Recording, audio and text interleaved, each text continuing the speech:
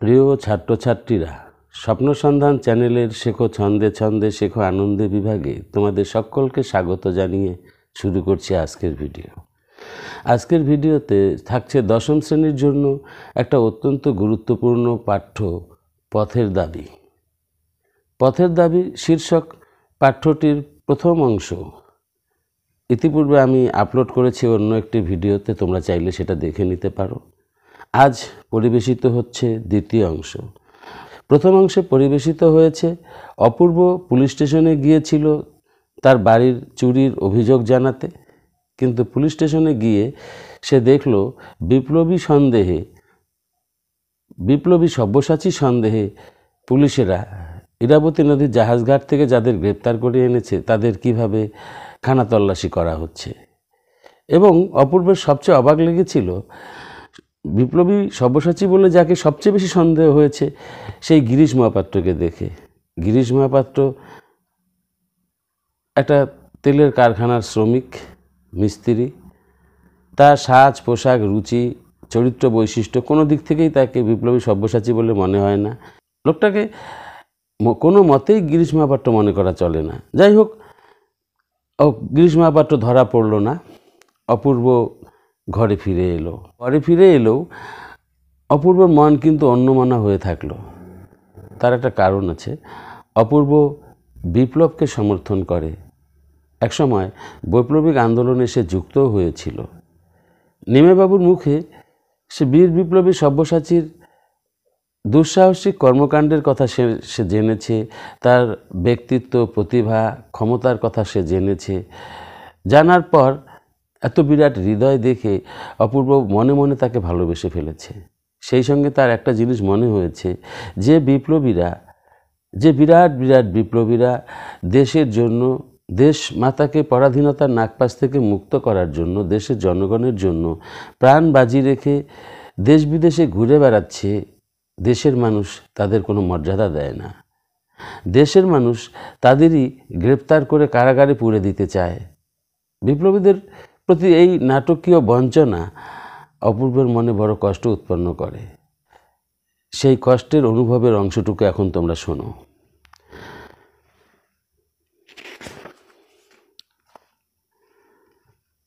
আশ্চর্য এই যে এত বড় সব্যসাচী ধরা পড়িল না, কোনো দুর্ঘটনা ঘটিল না, এমন সৌভাগ্যকেও অপূর্বের মন যেন গ্রাহ্যই করিল না। বাসায় ফিরিয়া দাড়িগোপ কামানো হইতে শুরু করিয়া সন্ধ্যাহ্নিক, স্নানাহার, পোশাক পরা, অফিসে যাওয়া প্রভৃতি নিত্য কাজগুলায় বাধা পাইল না সত্য, কিন্তু ঠিক কি যে সে ভাবিতে লাগিল তাহার নির্দেশ নাই। অথচ চোখ, কান ও বুদ্ধি তাহার সাংসারিক সকল ব্যাপার হইতে একেবারে যেন বিচ্ছিন্ন হইয়া কোনো এক অদৃষ্ট অপরিজ্ঞাত রাজবিদ্রোহের চিন্তাতেই ধ্যানস্থ হইয়া রহিল। এই অত্যন্ত অন্যমনস্কতা তলোয়ার কর লক্ষ্য করিয়া চিন্তিত মুখে জিজ্ঞাসা করিল, আজ বাড়ি থেকে কোনো চিঠি পেয়েছেন নাকি? আশ্চর্য, এটাই আশ্চর্যের যে সব্যসাচী ধরা পড়ল না, কোনো দুর্ঘটনা ঘটল না। এটা তো একটা সৌভাগ্যের ব্যাপার। এই সৌভাগ্যের ব্যাপারটা অপূর্ব গ্রাহ্য করল না। বাড়িতে ফিরে দাড়িগোপ কামানো থেকে শুরু করে সন্ধ্যাহ্নিক, স্নানাহার, পোশাক পরা, অফিসে যাওয়া সব কিছুই সে করলো। সব নিত্য কাজগুলি সে করলো, কোনো বাধা পেল না। কিন্তু কি যে সে ভাবতে থাকলো তা ঠিক বোঝা যাচ্ছে না। তার চোখ, কান, বুদ্ধি সাংসারিক সকল ব্যাপার থেকে কেমন যেন বিচ্ছিন্ন হয়ে গেছে। বিচ্ছিন্ন হয়ে গিয়ে কোনো এক যাকে সে দেখেনি, কোনো এক এমন বিদ্রোহী যাকে সে দেখেনি, তার চিন্তাতেই সে ধ্যানস্থ হয়ে থাকলো। কথাটা আমি একটু আগেও তোমাদের আভাসে বলেছি। এই অন্যমনস্কতা তলোয়ার কর বুঝতে পারেনি। কেমন করে বুঝবে? ওর মনের কথা তলোয়ার করে বোঝার কথা নয়। তলোয়ার কর অপূর্বের বন্ধু, নাম রামদাস তলোয়ারকর, মারাঠি ব্রাহ্মণ। অপূর্বের সাথে একই অফিসে সে চাকরি করে। তার সাথে একটা বন্ধুত্ব গড়ে উঠেছে। তাই সে প্রশ্ন করে যে বাড়ি থেকে কোনো চিঠি পেয়েছেন নাকি? কই না, বাড়ির খবর সব ভালো তো? অপূর্ব কিছু আশ্চর্য হইয়া কহিল, যতদূর জানি ভালোই তো আছেন। মানে অপূর্ব আবার রামদাসের প্রশ্নের অর্থটা বুঝতে পারতেছে না। তাই সে রামদাস যখন বাড়ির সবাই ভালো তো, অপূর্ব আশ্চর্য হয়ে গেল। হ্যাঁ, ভালোই তো, খবর যা যা জানি তার সবাই ভালোই আছে। রামদাস আর কোনো প্রশ্ন করলো না। সে বুঝতে পারলো তার একটা ভুল হয়েছে। টিফিনের সময় উভয় একত্রে বসিয়া জলযোগ করিত। রামদাসের স্ত্রী অপূর্বকে একদিন স্বনির্বন্ধ অনুরোধ করিয়াছিলেন, যতদিন তাহার মা কিংবা বাটির আর কোনো আত্মীয়া নারী এদেশে আসিয়া বাসার উপযুক্ত ব্যবস্থাদি না করেন, ততদিন এই ছোট বহিনের পাঠানো হাতের তৈরি যৎসামান্য মিষ্টান্ন প্রত্যহ তাহাকে গ্রহণ করিতেই হইবে। অপূর্ব রাজি হইয়াছিল। আপিসের একজন ব্রাহ্মণ পেয়াদা এই সকল বহিয়া আনিত। আজও সে নিরালা পাশের ঘরটায় ভোজ্যবস্তুগুলি যখন সাজাইয়া দিয়ে গেল, তখন আহারে বসিয়া অপূর্ব নিজেই কথাটা পারিল। টিফিনটা অপূর্ব রামদাসের সাথেই করত। তার একটা কারণ আছে। রামদাসের স্ত্রী অপূর্বকে এদেশে একা দেখে তার প্রতি একটা মমতা অনুভব করেছে। তাই সে বলেছে যে যতদিন পর্যন্ত দেশের কেউ কোনো নারী এসে অপূর্বর প্রয়োজনীয় ব্যবস্থা গ্রহণ না করছে, ততদিন যেন অপূর্ব তাকে ছোট বোন মনে করে তার হাতের তৈরি মিষ্টান্ন প্রতিদিন গ্রহণ করে। তারপর অপূর্ব কথা রাজি হয়েছিল এবং তার অফিসের একজন ব্রাহ্মণ পেয়াদা যে এসব বয়ে আনতো, সে আজও বয়ে আনলো। বয়ে এনে পাশের ঘরে সে নিরালায় বস্তুগুলি সে সাজিয়ে দিল। তখন খেতে বসে অপূর্ব কথাটা নিজেই পারলো। কোন কথাটা? শোনো কথাটা কি পারলো। কাল তাহার ঘরে চুরি হইয়া গেছে। সমস্তই যাইতে পারিত, কেবল উপরের সেই খ্রিস্টান মেয়েটির কৃপায় টাকা কড়ি ছাড়া সমস্তই বাঁচিয়াছে। সে চোর তাড়াইয়া দরজায় নিজের তালা বন্ধ করিয়াছে। আমি বাসায় পৌঁছিলে চাবি খুলিয়া দিয়া অনাহুত আমার ঘরে ঢুকিয়া ছড়ানো জিনিসপত্র গুছাইয়া দিয়াছে। সমস্ত ফর্দ করিয়া কি আছে আর কি গেছে তার এমন নিখুঁত হিসাব করিয়া দিয়াছে যে বোধ হয় তোমার মতো পাশ করা অ্যাকাউন্টেন্টের পক্ষেও বিস্ময়কর। বাস্তবিক এমন তৎপর এত কার্যকুশলা মেয়ে আর যে কেউ আছে মনে হয় না হে তলোয়ারকর। তাছাড়া এত বড় বন্ধু। কাল তার ঘরে চুরি হয়ে গেছে। অপূর্ব বলছে, সবই চুরি হয়ে যেতে পারতো, কিন্তু উপরে খ্রিস্টান মেয়েটার দয়ায় চুরি হয়নি, বেঁচে গেছে। মেয়েটা চোরকে তাড়িয়ে দিয়েছে। তাড়িয়ে দিয়ে অপূর্ব ঘরে তালা লাগিয়েছে।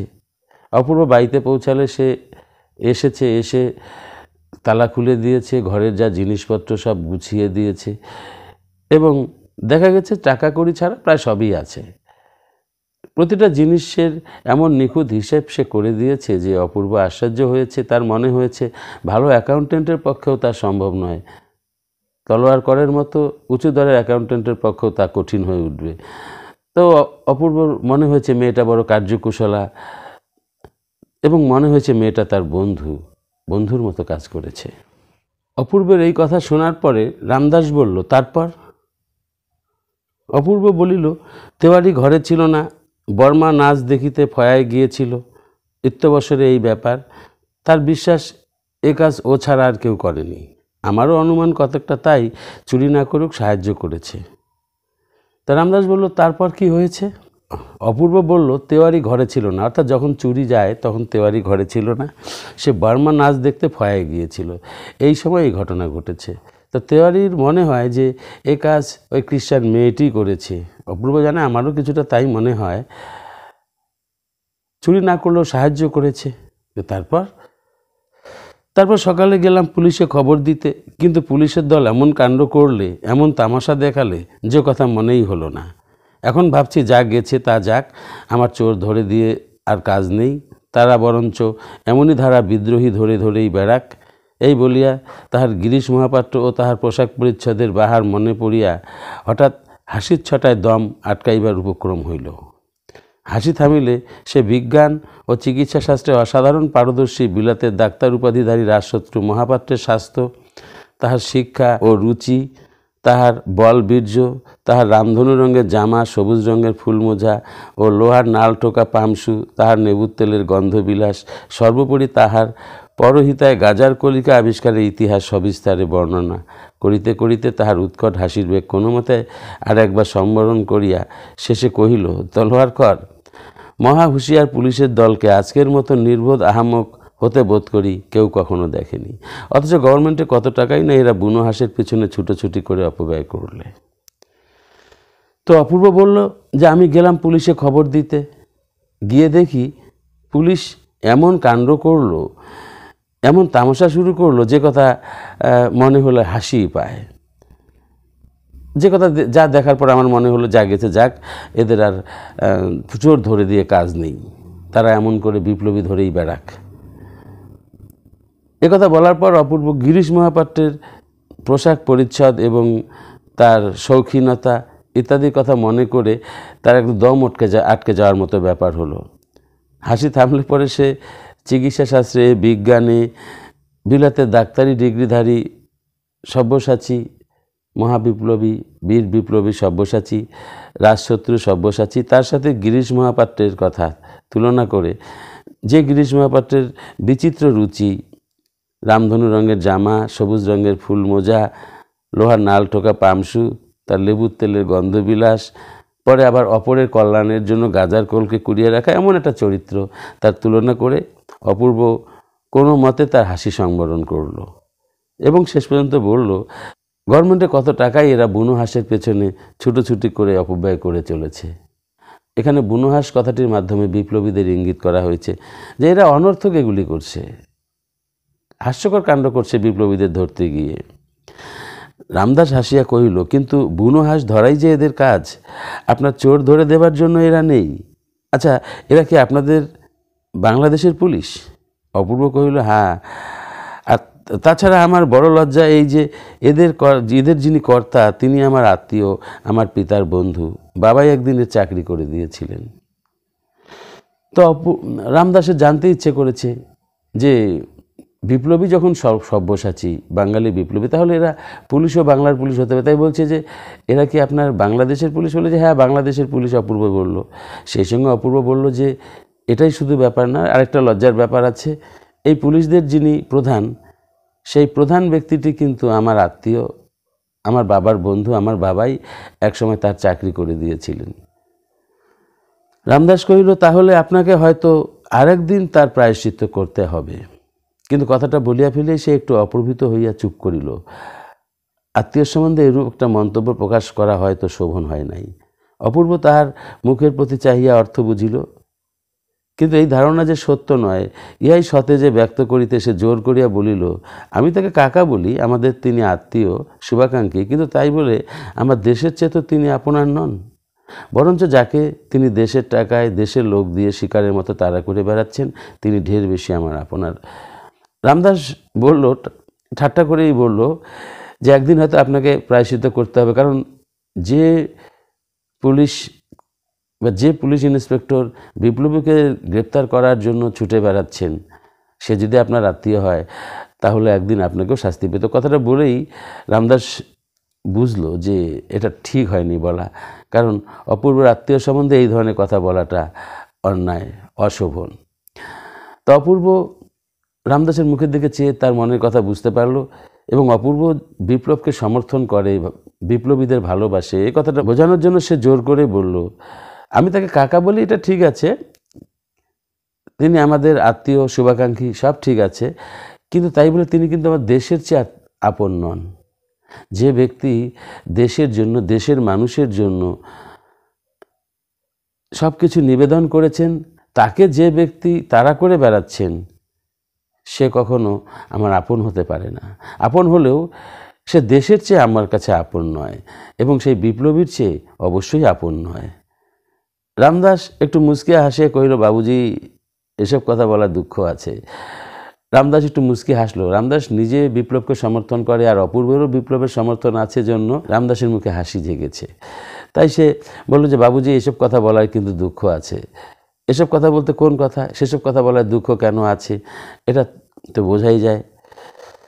অপূর্ব কহিল, থাকে তাই নেব, কিন্তু তাই বলে তলোয়ার কর শুধু কেবল আমার দেশে নয়, পৃথিবীর যে কোনো দেশে, যে কোনো যুগে যে কেউ জন্মভূমিকে তার স্বাধীন করার চেষ্টা করেছে, তাকে আপনার নয় বলবার সাধ্য আর যার থাক আমার নেই। বলিতে বলিতে কণ্ঠস্বর তাহার তীক্ষ্ণ এবং চোখের দৃষ্টি প্রখর হইয়া উঠিল। মনে মনে বুঝিল কি কথায় কি কথা আসিয়া পড়িতেছে, কিন্তু সামলাইতে পারিল না। বলিল, তোমার মতো সাহস আমার নাই, আমি ভীরু, কিন্তু তাই বলে অবিচারের দণ্ডভোগ করার অপমান আমার কম বাজে না রামদাস। অপূর্ব বলল, যদি দুঃখ থাকে তো মাথায় পেতে নেব, তবে শুধু আমার দেশে নয়, পৃথিবীর যে কোনো দেশে, যে কোনো যুগে, যে কোনো ব্যক্তি যে জন্মভূমিকে স্বাধীন করার জন্য প্রাণ বাজি রেখে আন্দোলনে নেমেছে, তাকে আপনার নয় একথা আমি বলতে পারবো না, একথা যে বলতে পারে পারুক, আমি বলতে পারবো না। একথা বলতে বলতে অপূর্বের কণ্ঠস্বর তীক্ষ্ণ এবং চোখের দৃষ্টি প্রখর হয়ে উঠল। অপূর্ব বুঝতে পারল কোন কথায় কোন কথা এসে যাচ্ছে। অর্থাৎ অপূর্বের অবরুদ্ধ মনে বিপ্লবীদের প্রতি শ্রদ্ধা, আরেকদিকে দেশের শোষক শাসক অত্যাচারী উৎপীড়কের প্রতি ঘৃণা ব্যক্ত হয়ে উঠছে। তাই তার ভিতরে এই ধরনের একটা মানসিকতা ব্যক্ত হয়ে উঠছে। তা বলল যে কী কথায় এসে পড়লো সে বুঝলো। তবে সে বলল যে আমি তোমার মতো সাহসী নই, আমি ভীরু, কিন্তু তাই বলে অন্যায় অবিচারের দণ্ডভোগ আমাকে কম বাজে না, আমি কষ্ট পাই। বিনা দোষে ফিরিঙ্গি ছোড়ারা আমাকে যখন লাথি মেরে প্ল্যাটফর্ম থেকে বার করে দিলে এবং সে অন্যায়ের প্রতিবাদ যখন করতে গেলাম, তখন সাহেব স্টেশন মাস্টার কেবল আমাকে দেশি লোক বলেই স্টেশন থেকে কুকুরের মতো দূর করে দিলে তার লাঞ্ছনা এই কালো চামড়ার নিচে কম জ্বলে না তলোয়ার কর। এমনি তো নিত্য নিয়তই ঘটছে। আমার মা, আমার ভাই বোনকে যারা এইসব সহস্র কোটি অত্যাচার থেকে উদ্ধার করতে চায়, তাদের আপনার বলে ডাকবার যে দুঃখই থাক, আমি আজ থেকে মাথায় তুলে নিলাম। ব্যাপারটা বোঝো। অপূর্ব একটা কাহিনী তলোয়ার করকে শোনালো। বললো বিনা দোষে ফিরিঙ্গি ছেলেগুলি একদিন তাকে লাথি মেরে স্টেশন থেকে বের করে দিয়েছিল। অপূর্ব গিয়েছিল স্টেশন মাস্টারের কাছে তার প্রতিবাদ জানাতে। স্টেশন মাস্টার তার কোনো প্রতিকার করেননি। অপূর্বকে দেশি লোক জেনে তিনি কুকুরের মতো তাকে স্টেশন থেকে তাড়িয়ে দিয়েছিলেন। এটা তার মহা অন্যায়। কেন এটা ঘটবে? দেশি লোক জন্যই এই অত্যাচার। তাই অপূর্ব বলছে এই লাঞ্ছনাগুলি কিন্তু কালো চামড়ার নিচে কম জ্বলে না। এমন কিন্তু প্রতিদিনই ঘটছে, নিত্য নিয়তই ঘটছে। তাই যারা আমার মা, আমার ভাই বোনকে এইসব শত সহস্র কোটি অত্যাচার থেকে উদ্ধার করতে চায়, তাদের আপনার বলে ডাকবার যে ঝুঁকি থাক, যে দুঃখই থাক, আমি তা মাথায় তুলে নিলাম। রামদাসের সুশ্রীর গৌরবর্ণ মুখ ক্ষণকালের জন্য আরক্ত হইয়া উঠিল। রামদাস কহিল, কই, ওটা আপনি আমাকে তো বলেননি। অপূর্ব কহিল, বলা কি সহজ রামদাস? হিন্দুস্থানের লোক সেখানে কম ছিল না, কিন্তু আমার অপমান কারোই গায়ে ঠেকল না। এমনি তাদের অভ্যাস হয়ে গেছে। লাথির চোটে আমার হাড় পাজরা যে ভেঙে যায়নি, এই সুখবরে তারা খুব খুশি হয়ে গেল। তোমাকে জানাবো কি? মনে হলে দুঃখে, লজ্জায়, ঘৃণায় যেন মাটির সঙ্গে মিশিয়ে যাই। অপূর্ব বলল, বলা কি সহজ রামদাস? বলা যায় না। সেখানে হিন্দুস্তানি কম লোক ছিল না। আমার অপমান তাদের কারো গায়ে ঠেকলো না। তাদের এমনই অভ্যাস হয়ে গেছে, তারা অপমানকে অপমানই মনে করে না, বরং তারা এইটা জেনে খুশি হলো যে লাথির চোটে আমার বুকের পাঁজর ভেঙে যায়নি। তাহলে এ লজ্জার কথা কাকে বলি? তোমাকে আর কি জানাবো বলো? আমি নিজেই ঘৃণায় মাটির সাথে মিশে যাই। রামদাস চুপ করিয়া রহিল, কিন্তু তাহার দুই চোখ ছলছল করিয়া উঠিল। সম্মুখের ঘড়িতে 3টা বাজিতে সে উঠে রামদাসের 2 চোখ ছলছল করে উঠল। রামদাস দেশবাসীর প্রতি ব্রিটিশদের এই অবজ্ঞা, এই অপমান, এই তিরস্কার, এই অত্যাচার, এই নিষ্ঠুরতা সহ্য করতে পারে না। তার চোখ ছলছল করে উঠল। 3টা বাজতে সে সম্মুখের ঘড়িতে 3টা বাজতে সে উঠে দাঁড়ালো।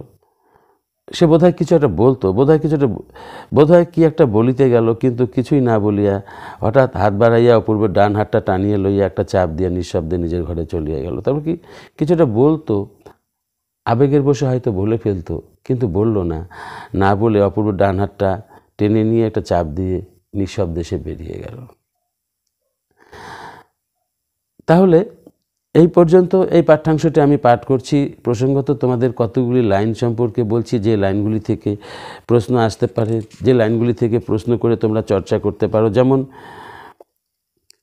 যেমন নিত্য কাজগুলোয় বাধা পাইল না সত্য। নিত্য কাজ বলতে কি কি কাজ?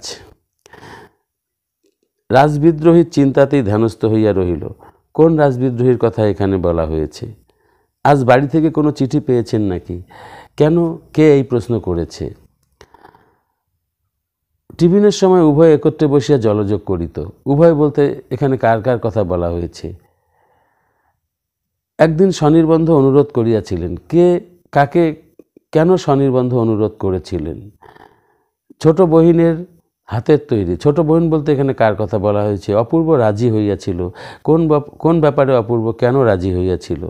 তাছাড়া এত বড় বন্ধু কে কাকে কেন বন্ধু বলে মনে করেছিল? তিওয়ারি ঘরে ছিল না, তাহলে তিওয়ারি কোথায় গিয়েছিল?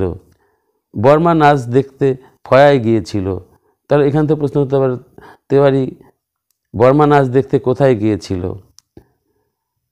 সকালে গেলাম পুলিশে খবর দিতে, কে কেন পুলিশে খবর দিতে গিয়েছিল? পুলিশের দল এমন কাণ্ড করলে পুলিশের দল কি কাণ্ড করেছিল? কেউ কখনো দেখেনি, কি কেউ কখনো দেখেনি? বুনোহাঁস ধরাই যে এদের কাজ বলতে কাদের কাজ বলা হয়েছে? বুনোহাঁস ধরা কথাটার তাৎপর্য বিশ্লেষণ করো। আমার বড় লজ্জা, কার কোন লজ্জার কথা এখানে বলা হয়েছে? এর চাকরি করে দিয়েছিলেন, কে কার চাকরি করে দিয়েছিলেন? একদিন তার প্রায়শ্চিত্ত করতে হবে, কাকে কোন প্রায়শ্চিত্ত করতে হবে? আমি তাকে কাকা বলি, এখানে কাকা বলতে কার কথা বলা হয়েছে? দেশের চেয়ে তিনি তো আমার আপনার নন, এ কথার তাৎপর্য কি? শিকারের মতো তাড়া করে বেড়াচ্ছেন, কে কাকে শিকারের মতো তাড়া করে বেড়াচ্ছেন?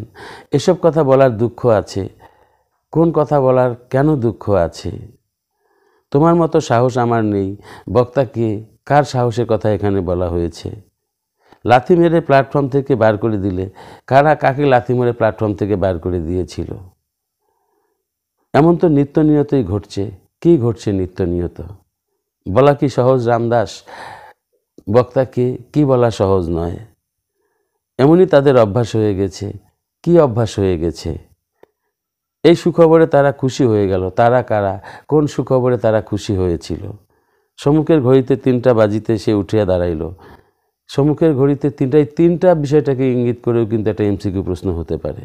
যাই হোক, এখান থেকে যে প্রশ্ন হতে পারে তারও একটা সংক্ষিপ্ত ছোট্ট একটা ধারণা আমি দিলাম। তোমরা এই প্রশ্নগুলি লিখে নিয়ে চর্চা করো, তাতে সুবিধা পাবে।